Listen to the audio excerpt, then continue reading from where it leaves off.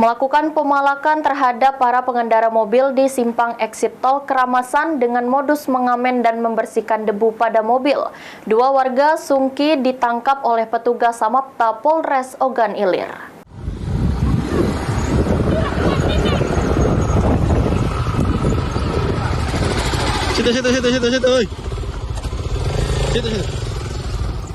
Menerima laporan pengemudi kendaraan yang diintimidasi saat berada di exit tol Keramasan, Lampung, petugas kepolisian Samapta Polres Ogan Ilir langsung menuju TKP dan berhasil meringkus dua pelaku pemalakan terhadap mobil yang melintas di exit tol Keramasan.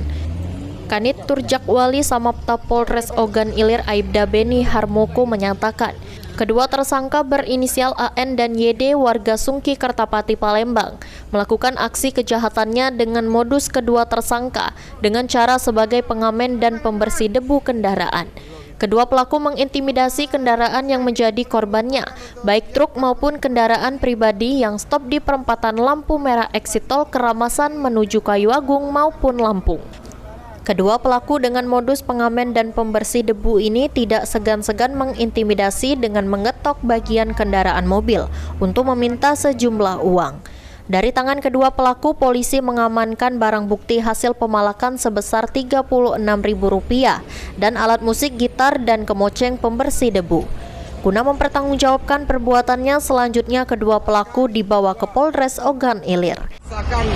Pengguna jalan, kami dapat informasi dari para sopir truk maupun kendaraan pribadi sering terjadi kegiatan aktivitas pungutan liar.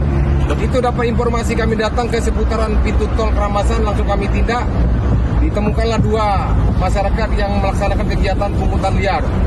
Sementara untuk yang bersangkutan kami amankan, kita bawa ke Polres untuk didata, pembinaan dan imbau untuk selanjutnya tidak mengulangi maupun kegiatan aktivitas di seputaran ini. Demikian laporan kegiatan patroli perintis presisi Samapta Polres Ogan Ilir, Polda Sumatera Selatan. Wassalamualaikum warahmatullahi wabarakatuh.